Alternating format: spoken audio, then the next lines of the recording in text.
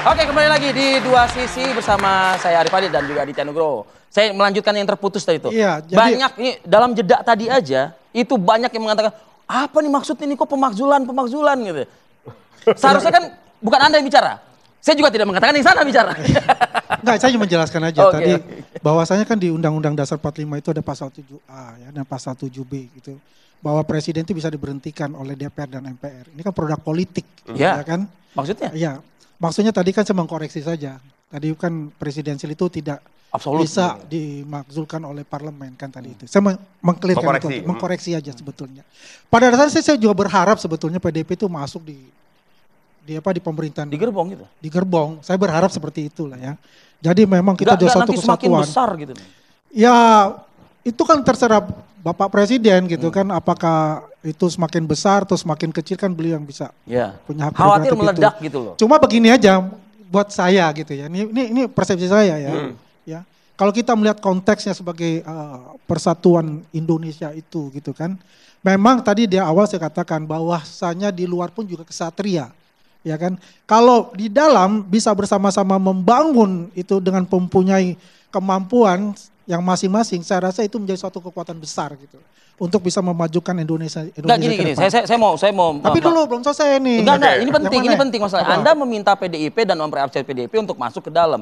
Saya membayangkan itu akan semakin besar. Namanya masuk pasti ada yang keluar, Bang Andi. Ya itu keniscayaan. Itu prerogatif presiden. Coba kita lihat gini, itu hak prerogatif presiden. Ingat nggak dulu Pak Presiden di depan para pemimpin redaksi Oke. mengatakan nilainya cuma 6 menterinya. Artinya harus dikoreksi kan? Ya pasti kan harus ditingkatkan speednya kan, Ya. bisa mencapai apa yang diinginkan oleh presiden. Oke. Nah apakah ini sudah mencapai speed yang diinginkan presiden? Ah. Ya kan hanya Pak Presiden yang tahu untuk Betul, itu kan. betul. Kalau memang diperlukan untuk reshuffle, ya saya berharap juga mungkin PDIP bisa masuk di dalamnya. Oke, konsisten aja begitu. sekarang. Kalau misalnya Anda minta PDIP masuk, siapkah geng Jokowi keluar dari kabinet Prabowo Subianto? Begini saja ya, begini saja karena begini. Apapun itu ya, sekarang ini adalah presiden ke-8, Pak Prabowo Subianto.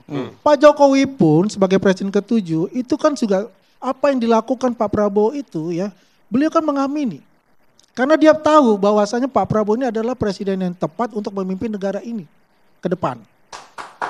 Ya, itu hak prerogatif beliau. Dan beliau tidak akan cawe-cawe untuk itu.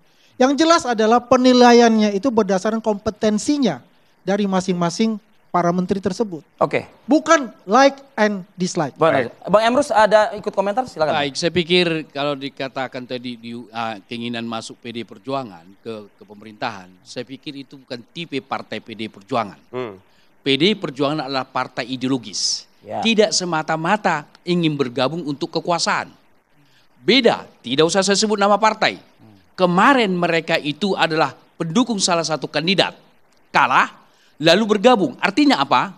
Bahwa suara seolah-olah diperjualbelikan oleh si partai tersebut bergabung dengan Prabowo. Tapi itu tidak akan kita temukan di PD Perjuangan karena basisnya adalah ideologi. Tapi Bang Emrus kalau diminta presiden, mau itu ideologis dan lain sebagainya. Nah, oleh karena itulah maka PD Perjuangan tidak akan mau bergabung menurut analisis saya karena untuk kekuasaan. Tetapi kalau itu untuk adalah kedaulatan rakyat boleh jadi atau konstitusi. Maka kalau dikatakan Bang Aswan tadi bahwa PD Perjuangan berperan sebagai oposisi kan begitu ya tadi ya. Sesungguhnya PD Perjuangan ketika kritik tadi ada katakan bahwa ketika memberikan kritik seolah-olah sebagai oposisi kan begitu. Ya. Nah, sebetulnya kenapa PD Perjuangan memerankan kritik yang sangat karena menyangkut tentang kedaulatan rakyat dan konstitusi.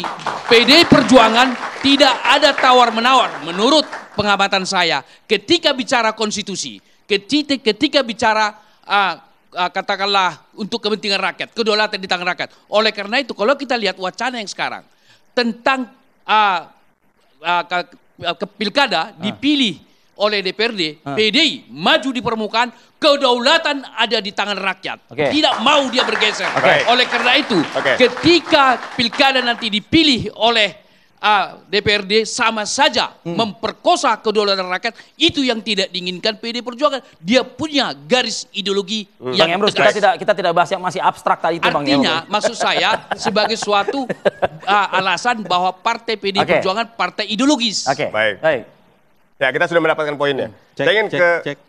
Boleh. Oh, Nah, boleh. Mas Agung boleh. Mas Agung dulu, oke. Ya, Dari belakang boleh. Silakan Mas Agung, sebelum saya ke Mas Seno. pilihan referensi bahwa saya ingin bertanya ke Bang Emrus juga. Boleh. Bagaimana menjelaskan sikap PDIP ketika Pak SBY berkuasa 2 periode, kenapa bisa seterang matahari terbit sikapnya? Yang kedua, Panas gitu maksudnya gitu ya. yang kedua adalah bagaimana menjelaskan sikap PDIP ketika ada kader-kader PDIP yang hari ini ada di kabinet walaupun tidak langsung terafiliasi sebagai kader utama. Kita sebut Pak Menko Budi Gunawan, Ibu Sri Mulyani. Kemudian ada duta besar Pak Heri Ahmadi, Pak Junimat Girsang. Itu kan di dalam. Belum lagi Ibu Mega sebagai ketua pengarah BRIN, BPIP.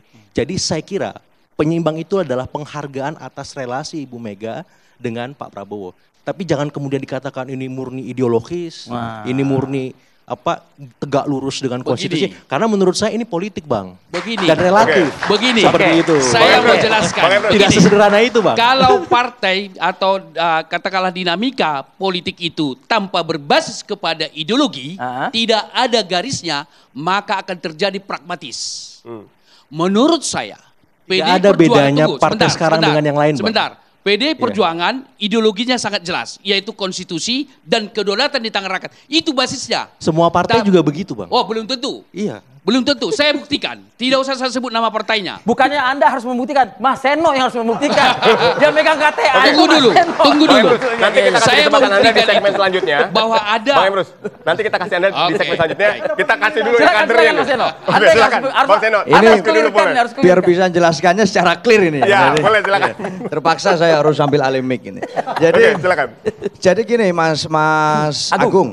Prinsipnya sederhana saja. PDI Perjuangan itu memunculkan kembali dalam kongres kemarin sesuatu yang sangat jarang terjadi di politik modern kita, yaitu adanya keberpihakan kepada nilai.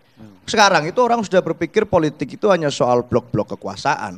Entah itu blok bergabung dengan pemerintah atau blok di luar. Entah itu blok koalisi atau blok oposisi. Ini logika yang menurut kami filosofinya salah kaprah. Enggak begitu negara kita itu disusun. Dan itu akan mengantarkan kita kepada polarisasi terus. Kebencian terus menerus. Yang di luar pasti akan terus itu ngericuki yang di dalam. Yang di dalam akan terus curiga pada yang Nah di itu luar. makanya dipertanyakan oleh Mas Agung itu. Jadi saya yang melihat salah. Ketika relasi 10 tahun yang berkuasa Pak SBY, Oke. kok kayak matahari panas banget Iya, gitu iya, loh iya. PDIP. Ya itu kan matahari panas itu, saya katakan tadi, ada proses pendewasaan dan penajaman. Cara bersikap pada saat di luar pemerintahan itu punya banyak cara. Yang penting substansinya adalah kita menjadi penyeimbang yang baik. Nah, kalau saya menjawab pertanyaan Mas Agung tadi, soal kader-kader di dalam segala macam, mana sekarang kader yang ber-KTA PDI Perjuangan yang menjabat sebagai menteri? Kalau dikatakan Pak Budi Gunawan, Pak BG itu kan nggak punya KTA. Dia punya KTA Bahwa ya? beliau punya kedekatan dengan Bu Mega, beliau itu punya kedekatan dengan sosok Bung Karno, beliau juga punya kedekatan dengan Pak Prabowo waktu berada di kabinet Pak Jokowi. Maka prinsipnya tidak bisa itu disamaratakan, dihantam kromo sebagai Artinya bukan representatif dari partai. tidak sebagai representasi resmi PDI Perjuangan. Tapi Maka ada sejauh ini kasus, Mas, konsisten. misalkan Ada kasus. PKS, Ya. itu mengirimkan Prof. Shirley. Itu kan kader terafiliasi. Jadi saya ingin mengatakan politik itu tidak semata-mata sifatnya formal politik, tapi juga informal Jadi Anda politik. menganggap Pak Menko Polkam Iya, ini pasti itu intim sekali. Intim terafiliasi. sekali, Ibu Mas Sri juga intim dan hangat sama Ibu Ketum semacam itu. Iya, Jadi iya, saya ingin betul. mengatakan bahwa politik kita makin kesini makin personalistik. Maaf, di tahun 2004 sampai 2014, Ibu Mega dengan Pak SBY relasinya nggak bagus. Sehingga matahari itu sangat terbit dan sikapnya sangat jelas. Tapi maaf, sekarang Ibu Mega dengan Pak Prabowo relasinya sangat bagus, intim, dalam. Sehingga apa? Oke. Narasi Baik. penyeimbang itu yang keluar. Oke, seperti itu. itulah yang saya katakan Mas. Sebenarnya prinsipnya begini, di dalam berpolitik sekalipun kita nggak bisa menganggap politik itu ruang hampa, ruang kosong. Dinamika antar politisi, antar negarawan kita itu harus menjadi variabel dan pasti nggak bisa dipungkiri. Di negara-negara demokrasi modern seperti apapun, itu politik tidak pernah berada di ruang hampa. Dalam konteks sekarang, bahkan harusnya sikap PDI Perjuangan ini menjadi suatu sikap yang perlu dicontoh dan diapresiasi tanpa kemudian Joman sudah menafikan apresiasi tadi. ya, Joman. hubungan dekat Pak Prabowo dengan Bu Mega. Kami tetap bisa kok memosisikan Oke. diri kemudian ingin menjadi partai penyeimbang. Oke. Justru itu suatu hal yang Nah, itu perlu udah jelas tuh. Kalau Menjadi partai kami penyeimbang, ya- silakan. Gimana? Kita memang katakan dari awal, kita apresiasi apa yang telah dilakukan oleh PDIP. Tapi Ya. Jadi itulah kembali kalau saya, Ya. saya berharap PDIP ini bisa mengirimkan kader-kader terbaiknya di kabinet. Gitu loh. Ya kan? Jadi itu bersama-sama anak-anak bangsa, seluruh anak-anak bangsa ini bisa membangun negara Indonesia. Lantas siapa yang nanti yang akan melakukan ceknya? Ya kalau kita bicara cek dan balansnya juga, ya kita serahkanlah kepada partai-partai itu, ya untuk mencek dirinya, ya. Dan juga apa yang dilakukan ini adalah untuk rakyat atau tidak, kekuasaan atau untuk rakyat. Intinya begitu. Jadi kita apresiasi sekali lagi kepada PDIP di luar maupun di dalam. Terima kasih banyak.